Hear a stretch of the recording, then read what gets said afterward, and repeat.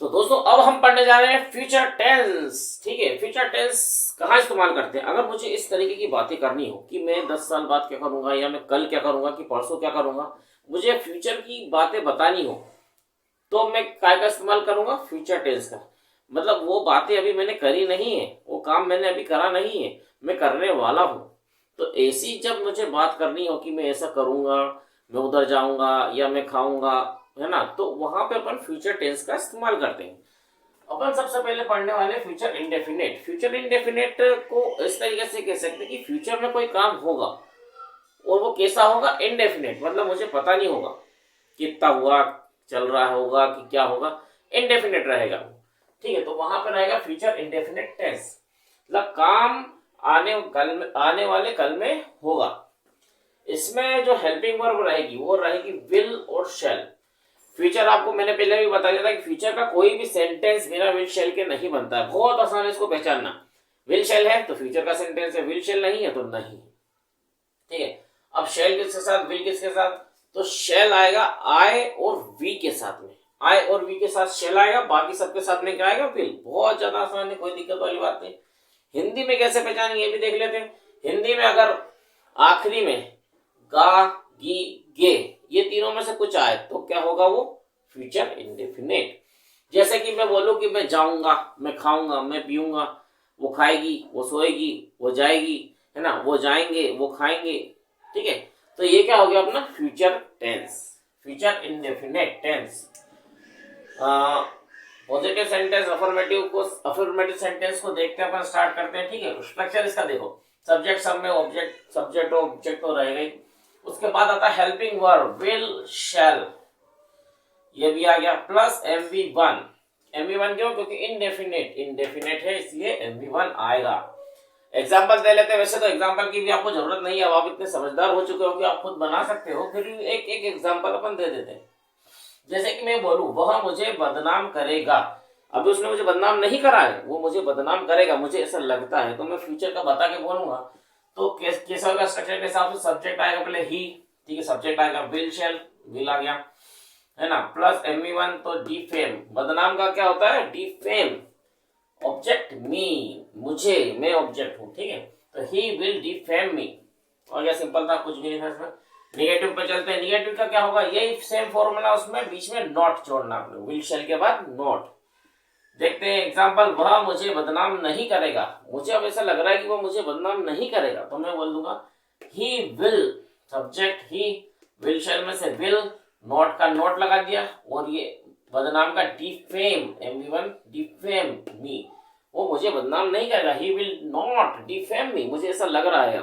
अभी ऐसा कुछ हुआ नहीं है, मुझे ऐसा लग रहा है, मैं वो बता रहा हूँ बातें। इंट्रोगेटिव में देखते हैं। इंट्रोगेटिव में आपको सबको पता है, सबसे पहले विल शैल हेल्पिंग वर्ब आएगा सबसे पहले। तो will shall plus subject plus MV1 plus object plus question mark. Example देख लेते हैं। क्या वह मुझे बदनाम करेगा? मुझे ऐसा डाउट है कि क्या वो मुझे बदनाम करेगा, कर भी सकता है, नहीं भी कर सकता, तो मैं इसे एक क्वेश्चन की तरह पूछ रहा हूँ कि क्या वो मुझे बदनाम करेगा। तो क्या बोलेंगे? विल शैल में से क्या? Will, subject he, MV1 defame, object कौन है? मैं हूँ object, me, will he defame me. ठीक है, मेरे को ऐसा लग रहा है। चलो ये भी हो गया क्लियर। अब डबल इंट्रोगेटिव देखा जाए, कुछ भी नहीं, इसमें WH फैमिली जोड़ दो, कोई दिक्कत वाली बात नहीं है। वो मुझे कब बदनाम करेगा? अब मैं पूछ रहा हूँ कि वो मुझे कब बदनाम करेगा। मुझे मालूम है कि वो मुझे बदनाम करेगा, लेकिन मैं बोल रहा हूँ कब, कब बदनाम करेगा। ठीक है, तो वो की जगह अपन क्या, कब ढूंढा अपन ने इसमें? कब, कब को तो लिया है व्हेन। ये विल शैल, तो will he defame me, when will he defame me. तो अब हम पढ़ने जा रहे हैं future continuous tense. Future continuous tense से आप क्या समझते हो? कि कोई काम फ्यूचर में चल रहा होगा। जैसे कि मैं बोलूं कि मैं उस समय पे क्रिकेट खेल रहा होऊंगा, है ना, फ्यूचर में कोई समय है, उस समय पे मैं क्रिकेट खेल रहा होऊंगा, मतलब क्रिकेट तो खेल रहा होऊंगा, लेकिन किस समय? फ्यूचर में। अगर मैं बोलूं कि मैं होली के दिन कलर से खेल रहा होऊंगा, मतलब काम चल रहा है, कब चल रहा है? फ्यूचर में। फ्यूचर में कोई काम चल रहा होगा, फ्यूचर में कोई काम चल रहा होगा, उसके लिए अपन इस्तेमाल करेंगे future continuous tense. Helping verb इसका होगा शेल विल तो रहेंगे ही रहेंगे, साथ में बी और जुड़ जाएगा। बी का मतलब होता है होंगे। देखो हर एक इसमें होगा, होगा, होंगी, ये सब आ रहा है ना, होंगे, होंगे, तो ये होंगे, बी क्या है, एक होंगे, तो बी इसके साथ जुड़ेगा। हिंदी में अगर पहचान करना है तो रहा होगा, रही होगी, रहे होंगे, हम ये कर रहे होंगे, वो कर रही होगी, वो ये कर रहे होंगे। इस तरीके से अपन हिंदी में इसको पहचानेंगे। पहला अपन पॉजिटिव सेंटेंस लेते हैं इसमें समझने के लिए। Subject plus will shall plus be plus MV1 plus ING plus object. MV1 plus ING क्यों आएगा, क्योंकि ये है कंटिन्यूअस। ठीक है, कंटिन्यूअस में अपन क्या जोड़ते हैं, MV1 प्लस ING। तो subject plus will shall plus be और जुड़ेगा इसमें plus MV1 plus ING plus object. ठीक है, एग्जाम्पल के द्वारा समझते हैं अपन। हम टीवी देख रहे होंगे, हम उस समय पे टीवी देख रहे होंगे, तो कैसे बोलेंगे इसको, सब्जेक्ट क्या है, वी, विल और शैल में से क्या आएगा, शैल, बी जुड़ेगा। ठीक है, बी जुड़ेगा, MV1 plus ING watching, object TV, we shall be watching TV, हम टीवी देख रहे होंगे। निगेटिव अगर बोलना है अपने को, निगेटिव अगर बोलना है तो निगेटिव में क्या हो जाएगा, subject plus will shall plus not plus be, will shall be के बीच में क्या आएगा, not plus MV1 plus ING plus object. इसमें एग्जाम्पल के द्वारा समझ लेते हैं, कुछ भी नहीं है। हम टीवी नहीं देख रहे होंगे, तो इसका कैसे होगा इंग्लिश में अगर अपन कन्वर्ट करें तो हम के लिए वी है ना, विल शैल में से शैल, नॉट, नॉट का नॉट, बी का be, MV1 plus ING watching, object TV, we shall not be watching TV, हम टीवी नहीं देख रहे होंगे उस समय पे। ठीक है, इंट्रोगेटिव अगर बनाए तो इंट्रोगेटिव में क्या आएगा, सबसे पहले तो helping verb, will shall plus subject plus be plus MV1 plus ING plus object plus question mark. Example के द्वारा समझते हैं। क्या हम टीवी देख रहे होंगे, अब पूछा जा रहा है कि उस समय पे क्या हम टीवी देख रहे होंगे, तो क्या आएगा, सबसे पहले क्या है, तो सबसे पहले अपना helping verb, shall we be watching TV, है ना, विल शैल का shall, subject be, be MV1 plus ING watching TV, will shall will be watching TV. अब एक और बचा इसका डबल इंट्रोगेटिव। ठीक है, डबल इंट्रोगेटिव, डबल इंट्रोगेटिव को आपको बनाना है, बहुत आसान है, कुछ भी नहीं करना, WH फैमिली जोड़ देना बस, इसी में जोड़ देना WH फैमिली, और पूरा सेम फॉर्मूला ये रहेगा। इसका एक एग्जांपल भी अब आप करना। ठीक है, एक एग्जांपल भी आप करके देखना और मुझे बताना कि आपसे हो रहा है कि नहीं, और होएगा जरूर। अब हम पढ़ने जा रहे हैं फ्यूचर परफेक्ट टेंस, मतलब टाइम तो फ्यूचर का, लेकिन वर्क कौन सा, परफेक्ट, मतलब फ्यूचर में कोई काम कंप्लीट हो चुका होगा।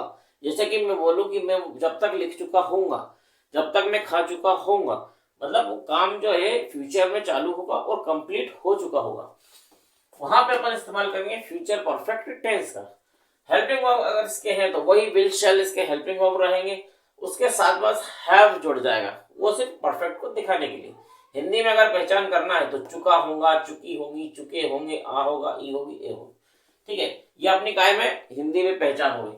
अब अपन अफर्मेटिव सेंटेंस इसके लेते हैं, तो subject plus will shall plus have plus perfect है तो क्या आएगा, MV3 प्लस ऑब्जेक्ट। एग्जाम्पल से समझते हैं। वह घर पहुंच चुकी होगी, फ्यूचर में कोई काम हो रहा है और वो कंप्लीट हो चुका है। कैसे करेंगे इसका, सब्जेक्ट शी, विल शैल से विल, हैव, MV3 कौन सा, रिच्ड एट होम, वो घर पहुंच चुकी होगी, she will have reached at home. Negative वाला लेते हैं अपन, नेगेटिव में subject will shall plus not जुड़ जाएगा। ठीक है, विल शैल और हैव के बीच में not plus MV3 plus object. Example लेते हैं। वह घर नहीं पहुंच चुकी होगी, वो घर नहीं पहुंच चुकी होगी। ठीक है, तो इसको बनाएंगे she will not have reached at home। ठीक है, ये एग्जांपल बहुत ज्यादा आसान है। ठीक है, बहुत ज्यादा आसान है। इंट्रोगेटिव देखते हैं। सबसे पहले हेल्पिंग वर्ब आ जाएगा, तो will shall plus subject plus have plus MV3 plus object plus question mark. Example, क्या वह घर पहुंच चुकी होगी, फ्यूचर में कोई प्रश्न किया जा रहा है कि उस समय तक क्या वो घर पहुंच चुकी होगी। ठीक है, तो कैसे करेंगे इसको, विल शैल का will, subject she, have reached at home? Will she have reached at home? क्या वो घर पहुंच चुकी होगी? डबल इंट्रोगेटिव देखते हैं, कुछ भी नहीं करना, इस फॉर्मूले में WH फैमिली को जोड़ देना है और एग्जांपल बना लेना है। आप बना के देखिएगा इसको। वह कैसे घर पहुंच चुकी होगी, तो कैसे का क्या करते हैं, how will she have reached at home, कैसे घर पहुंच चुकी होगी। ठीक है, ये अपना कंप्लीट होता है। अब हम पढ़ने जा रहे हैं future perfect continuous tense. Future perfect continuous tense वहां यूज होता है जहां पे हमें कोई फ्यूचर की घटना बतानी हो या काम बताना हो और वो काम किसी खास समय से चल रहा होता है। जी हाँ, बिल्कुल सही सुना आपने। फ्यूचर का कोई ऐसा काम जो एक खास समय से चल रहा हो, जैसे कि मैंने बोला कि मैं 10 घंटे से काम कर रहा होऊंगा, या फिर मैं बोलूं कि मैं 2 दिन से दौड़ रहा होऊंगा, या फिर मैं 5 दिन से नहा रहा होऊंगा। इस तरीके के सेंटेंस अगर मैं बोलूं तो वहां पे मुझको यूज करना पड़ेगा future perfect continuous tense. Helping verb देख लेते हैं इनके अपन। हेल्पिंग वर्ब होंगे विल, शैल के साथ हैव बीन। हैव तो रहेगा इसमें, साथ में बीन भी जुड़ जाएगा। हिंदी में अगर पहचानना हो तो हिंदी में रहा होगा, रही होगी, रहे होंगे, प्लस टाइम। टाइम बहुत ज्यादा इंपॉर्टेंट होता है, टाइम जरूर दिया होगा। अफर्मेटिव से समझने की कोशिश करते हैं अपन। सब्जेक्ट और ऑब्जेक्ट आएगा। विल शैल तो पक्का है, फ्यूचर का है। तो हैव बीन क्योंकि परफेक्ट कंटीन्यूअस है, कंटीन्यूअस के लिए क्या बोलेंगे, MV1 plus ING plus object plus since 4। Since और 4 आपको पता ही कहाँ लगते हैं। एग्जाम्पल देख लेते हैं। वह 1 घंटे से हिंदी पढ़ रहा होगा। 1 घंटे से हिंदी पढ़ रहा होगा तो क्या बोलेंगे, वह के लिए ही, है ना। और विल शैल में से will, have been reading, MV1 plus ING reading Hindi for an hour. 1 घंटे से हिंदी पढ़ रहा होगा, he will have been reading Hindi for an hour. Negative पे आ जाते हैं अपन। नेगेटिव में क्या होगा, सिर्फ विल शैल और हैव बीन के बीच में नॉट लग जाएगा, बाकी बिल्कुल सेम है। ठीक है, एग्जाम्पल देखें। वह 1 घंटे से हिंदी नहीं पढ़ रहा होगा। अब अगर अपने को बोलना है कि 1 घंटे से हिंदी नहीं पढ़ रहा होगा तो अपन बोलेंगे वह, मतलब ही। विल शैल में विल, नॉट का नॉट, हैव बीन का have been, MV plus ING में reading, object Hindi for an hour. 1 घंटे से हिंदी नहीं पढ़ रहा होगा। ठीक है, इंट्रोगेटिव पे आते हैं। इंट्रोगेटिव जब भी आता है विल शैल हेल्पिंग वर्ब जो है सबसे आगे। ठीक है, will shall plus subject plus have been plus MV1 plus ING plus object plus since plus question mark. Example देखते हैं इसका। क्या वह 1 घंटे से हिंदी पढ़ रहा होगा। फ्यूचर में पूछा है अपन, क्या वो 1 घंटे से हिंदी पढ़ रहा होगा। ठीक है, तो क्या लिखेंगे, विल शैल के will, subject he, have been MV plus ING reading Hindi for an hour. Will he have been reading Hindi for an hour. ठीक है, ये हो गया बिल्कुल अपना इंट्रोगेटिव भी।